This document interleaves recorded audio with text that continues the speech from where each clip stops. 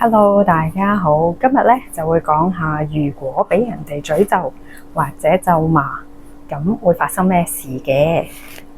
其實好多人都會噶啦，去遇到一啲唔開心嘅事啦，或者唔高興咧，就會去咒罵對方嘅。咁對方又會發生咩事呢？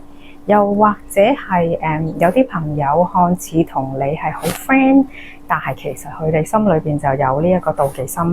咁喺你背後咧，可能又會講嗰啲説話咧，睇你好得幾耐啊，睇你幾時死啊，你唔方會過得好啊，即係有啲咁樣嘅心態。咁跟住會喺你身上又發生咩事咧？咁我哋今日就會講下呢一個 topic 嘅。喺我一個 client 嘅元辰宮裏邊咧，我就見到咧佢嘅生命樹嗰度咧就好多害蟲喺度注食緊嘅。咁其實嗰啲咧就係被人哋咧去詛咒，而喺元辰宮裏邊可以睇得到嘅。咁當然呢個梗係要處理佢啦，元辰宮係可以處理得到嘅。而將佢可以轉化做一啲幫到你嘅人會出現啦，又都會將呢啲咁嘅惡言惡語咧會係減少嘅。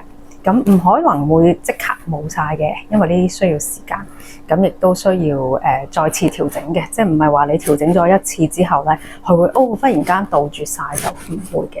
你要過咗一輪之後咧，再 check 仲有冇嘅，因為所有嘢咧都係要循序漸進，冇可能係一下子可以搞掂嘅。咁跟住咧好啦，處理咗嗰啲惡言惡語變成嘅害蟲咧，咁變咗佢咧就會個人係燦爛翻啦，精神翻啲啦，會覺得冇咁渾渾噩噩嘅。而我呢位 client 當我話佢聽嘅時候咧，佢都話其實佢呢幾日唔知點解個心情都係麻麻，直頭唔係好想見自己啲朋友嘅。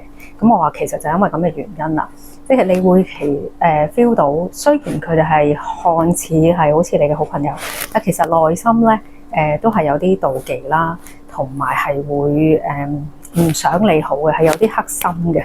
咁佢係感覺到，咁所以即係雖然佢唔知道，但係靈魂上邊嘅層面佢係 feel 得到，所以佢就會突然間唔係好想見啲朋友，就有少少冇 mood 啊咁嘅感覺嘅。當佢調整完之後咧，佢係個人係爽朗翻啦，開心翻嘅。而之後就會遇到啲好啲嘅人啦，有啲貴人幫下佢啦，咁就會更加好啦。咁過咗一排咧，佢會再嚟揾我嘅，就再去 check 一 check 睇下仲有冇呢一啲惡言惡語啦。咁其實咁樣惡口咧，會有乜嘢因果報應咧？心態唔好嘅人咧，咁樣去話人哋啊，或者係心裏邊喺度諗睇你幾時死啊咁。其實呢一個嘅果報咧，係會令到自己咧反而係家庭唔和睦啦，好多嗌霎啦。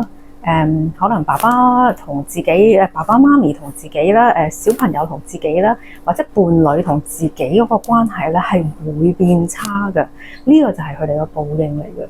咁所以咧，我都勸大家咧，唔應該咧對任何人咧有呢一個黑心嘅心態啦，或者係嗰啲心態，我睇你好得幾耐嘅呢啲嘅心態，一定要一知道自己有呢種諗法咧，要即刻調整，要即刻諗翻唔好咁樣諗，係啦。希望大家都過得好，希望大家都能夠平安健康咁樣。咁反而咧嗰個果報咧就會令到自己咧係身心越嚟越舒服啦，越嚟越健康啦。同埋真係心生康泰，福慧俱增咁樣嘅，大家咧就會有一個好嘅果報啦。咁今日講到呢度，拜拜。